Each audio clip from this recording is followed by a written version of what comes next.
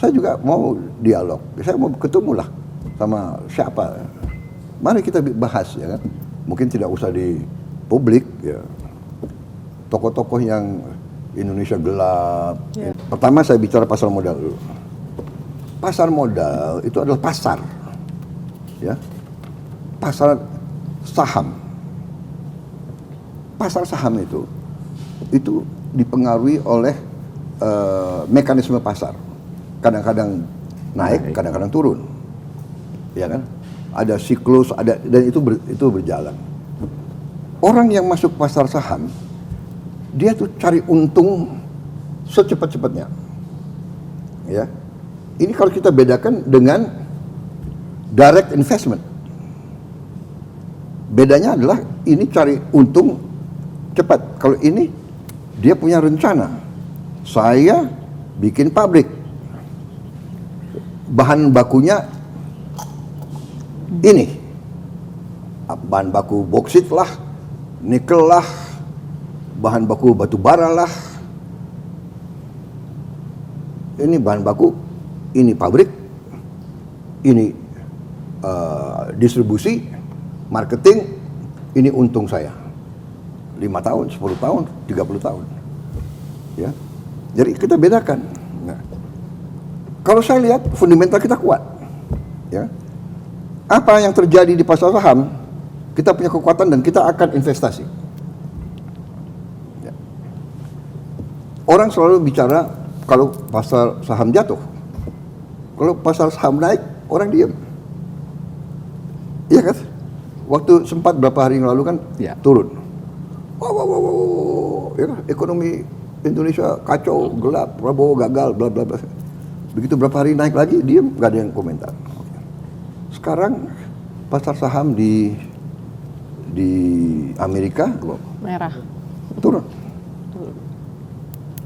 jauh sekali. Tapi pandangannya Trump, oh enggak, ini iya, tapi pada saatnya akan naik lagi, gitu. Karena dia melakukan hal-hal yang dia anggap memperkuat ekonomi Amerika. Ya, ini jawaban saya soal pasar modal. Jadi makanya saya tuh nggak terlalu takut sama pasar modal. Ya, karena Indonesia punya kekuatan itu yang kita sadar ya. Kita jangan punya rasa rendah diri. Kita kayaknya diprogram bangsa kita, elit kita juga, bahwa kita ini lemah, kita kalah, kita ini dijajah, kita ini hebat gitu. Loh, kita hutang besar, hutang kita dibandingkan dengan banyak negara, hutang kita salah satu yang secara perbandingan itu terkecil di dunia. Hanya 4-5 negara lebih kecil dari kita. Iya kan? Inflasi kita terendah di dunia. Orang-orang ingin belajar bagaimana Indonesia mengendalikan inflasi. Anda lihat inflasi Turki 44%. Dia udah hebat ini, dia turun dari 85%. Argentina 117%, dia udah turun. Nggak tahu 300% dia. Jadi kita ini harus jangan terlalu takut bahwa dunia ini tidak baik-baik saja. Kita penuh dengan kesulitan. Kita penuh dengan, terus terang aja kita koreksi diri ya sebagai bangsa selama 30 tahun ini kita banyak melakukan blunder. Kita akui saja. Jangan salah siapa presiden. Masa satu presiden bertanggung jawab atas semua? Ini banyak blunder. Dan ini juga salah. Saya juga hey para teknokrat, hey para profesor, hey para guru besar, kenapa kau tidak koreksi? Kenapa kau tidak ingatkan pada saat dilakukan penyimpangan, saat dilakukan blunder, ya kan? Yang macam-macam lah kita bisa uraikan. Ya, jadi itu satu. Nah, kedua masalah Trump. Ya, nah masalah Trump ini kita harus lihat nanti mungkin kita akan mengalami dampak yang berat mungkin, terutama yang bisa kena adalah industri tekstil, sepatu, garment, dan furniture. Ya ini berat karena ini padat karya. Tapi kita akan cari jalan keluar. Kita harus berani mencari pasar baru. Kita ini terlalu manja juga sih. Ya, kita tuh selama ini tertarik oleh ekonomi Amerika, benar, karena ini kan sistem ekonomi yang Amerika ajarkan kepada kita, kan? Iya kan? Free market, benar nggak? Globalization, iya kan? There are no borders. Mereka ajarkan kepada kita. Kita murid yang setia. Ya kan? We follow what they teach us. All the time. The 60s, the 70s, the 80s, the 90s, 98, 99 kita ikut IMF. Paling setia, paling loyal.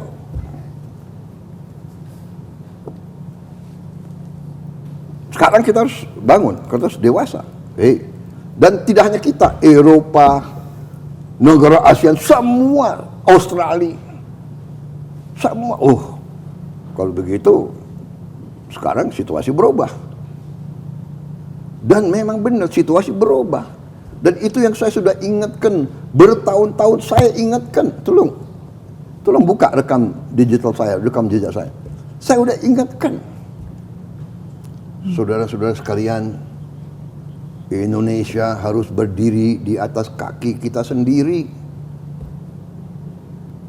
Tapi orang bilang, oh retorika. Tidak, saya dari dulu. Saya dari dulu memperjuangkan, saya sudah sadar, saya sudah mengerti bahwa suatu saat nobody is going to help us. Tidak ada yang akan bantu kita kecuali diri kita sendiri. Dan ini realita. Tidak ada yang bantu India, tidak akan ada yang bantu Vietnam, tidak akan. Setiap negara harus mengurus dirinya sendiri. Tapi, banyak orang mengatakan juga bahwa Amerika memaksa semua negara untuk cari pilihan lain. Nanti Kanada sudah mengatakan, ya. Anda baca, Anda dengar pidatonya Perdana Menteri Kanada, kalau Amerika tidak memimpin, Kanada akan memimpin. Bayangkan, Kanada nanti sama Eropa Barat, ya kan? Saya akan berangkat juga ke Eropa awal Mei. Saya akan ketemu Perdana Menteri Anwar nanti sore. Kita koordinasi. Kemarin Menteri Menko Perekonomian Pak Airlangga dari Kuala Lumpur koordinasi. Nanti Menteri-Menteri ASEAN juga akan koordinasi. Dan kita terus hubungan negosiasi. Saya akan kirim Pak Airlangga ke Washington. Kita sudah punya kontak dengan tokoh-tokoh di Washington. Kita akan diskusi. Negosiasi. Untuk negosiasi. Ya, kita akan negosiasi. Kita bilang, loh, tapi satu hal yang saya ingin sampaikan, Amerika sebenarnya punya hak, ya. Karena dia ingin membela kepentingan nasional dia, ya kan? Bayangkan negara-negara lain punya surplus $300 miliar, $200 miliar, $100 miliar, ya kan? Benar nggak? Ya, dibenarkan oleh WTO juga. Iya kan? Kita ini termasuk surplus yang kecil, tidak terlalu besar, $18 miliar. 17 ya, tapi maksud saya juga, ya, pengusaha-pengusaha kita juga harus istilahnya punya long term planning, ya, dan tidak tergantung kepada satu pasar yang enak. Iya kan? Iya kan? Iya, ya. Kita harus berani. Kenapa kita tidak ke Afrika? Diversifikasi. Afrika itu the new emerging market of the world. Afrika loh. Jumlah penduduknya besar, resourcesnya banyak, ya kan? kebutuhannya banyak, ada pengusaha-pengusaha kita yang berani ke Afrika, ya kan? Benar nggak? Salim Group, dia di mana-mana di Afrika itu. Mereka sekarang hobinya makan Indomie. Dan mereka kira Indomie itu makanan mereka itu. Kayak spaghetti, jatuhnya mengganti spaghetti. Ada di Nigeria, Ethiopia, di Turki, Tanzania. di Mesir. Jadi kita we have to look for new market, benar nggak? Yang kita concern hanya memang apa itu garment, sepatu, ya kan? Itu yang dua concern. Tapi, nah ini bagian ya. Makanya masalahnya adalah kita harus berani dan saya bertekad untuk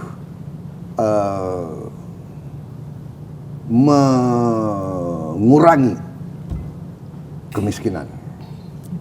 Jadi kalau orang miskin kita keluarkan dari kemiskinan, dia punya resources, dia punya uang, domestic market kita hidup. Kita 300 juta loh sebentar lagi, Ya. ya kan? Kita sebesar Amerika. Jadi nanti sepatunya kita jual aja di antara kita. Pakaian, kita punya anak sekolah, berapa anak sekolah kita ya? 60 juta kalau nggak salah. 70 juta. Penerima manfaat nanti 82 juta. Jadi mungkin anak-anak kita ya mungkin ya mungkin 75 juta mungkin. Mereka butuh sepatu. Mereka butuh pakaian, Seragam. pakaian olahraga, pakaian pramuka. Tas. Iya kan? So, ini nanti saya harus kumpul dengan tokoh-tokoh industri, tokoh-tokoh kita bicara, kita cari jalan keluar dan kita berusaha mitigasi kesulitan yang akan ditimbulkan dan kesulitan ini akan kena seluruh dunia. Tapi ini ya sekarang tinggal terjadi apa? Shifting. Orang lagi cari teman ini, ya kan? Cari kawan, bilang gitu. Kita juga bingung sebetulnya, benar nggak? Iya kan? Tapi dalam arti kita mengerti bahwa mereka concerned bahwa ekonomi mereka tidak produktif. Dia masih kuasai teknologi, tapi di bidang lain, bidang mobil, mereka sudah bisa kalah jauh mungkin dengan Cina, iya kan? Elektronik, telepon, iya kan? Kita sekarang siapa yang pakai telepon buatan Amerika mungkin ya? Apple masih, dia teknologi dia masih unggul. Jadi ini nanti ada equilibrium baru ya. Saya sendiri juga sangat prihatin. Tapi ya ini fakta yang dihadapi seluruh dunia. Ya hanya saya percaya tadi apa yang Alvito sampaikan, basic kita kuat. Ya, whatever happened, saya kira kita survive apa yang sudah pernah kita survive krisis-krisis berkali-kali. Ya. 68, 98, 2008, COVID ya kita hadapi dan kita bisa atasi. Tapi kuncinya kalau ada kerukunan. Ya. Jadi saya juga prihatin ya, mungkin saya juga mau dialog. Saya mau ketemu lah sama siapa. Mari kita bahas ya kan. Mungkin tidak usah di publik ya. Tokoh-tokoh yang Indonesia gelap, Indonesia gelap. Maksudnya oke, kalau memang Indonesia gelap, mari kita kerja supaya Indonesia tidak gelap. Iya kan? Kok Indonesia gelap? Kabur aja deh. Kabur aja dulu deh, ya kan? Habis itu Jokowi salah, Prabowo goblok. Ini tidak mengatasi, iya kan? Apa? Mana? Ini saya bikin hitam atas putih. Ya. Saya mau kirim lah nanti. Kalau saya mau kasih makan ke anak yang lapar, what is wrong with that? Saya kampanye ke desa-desa. Saya lihat anak ini umur 5 tahun. Saya tanya, enggak, dia 10 tahun. Badannya 5 tahun, kecil. Stunting. Stunting kita ini sekian puluh persen, Mbak Uni. What do we do? Saya enggak teoritis. Iya kan? Saya mau intervensi. Yang sudah kaya, yang sudah lumayan, tidak mau makan, nggak apa-apa. Jatah makanmu kasih ke yang.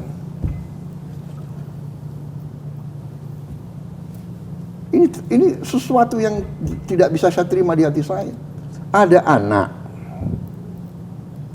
dikasih makan, telurnya dipotong, dibungkus. Guru, kenapa? Untuk adik saya di rumah. Ada anak dikasih bingkis, dikasih tidak makan. Kenapa? Ibu saya di rumah. Di rumah nggak ada nasi. Dia bicara dengan tidak sedih. Dia bisa, ini tidak bisa terjadi. Saya nggak terima. Saya sebagai pemimpin, saya sebagai patriot, bukan ini republik yang saya bela dari sejak muda. Jadi saya akan berjuang keras supaya tidak ada orang lapar di Republik Indonesia. Saya akan kerja sekeras-kerasnya.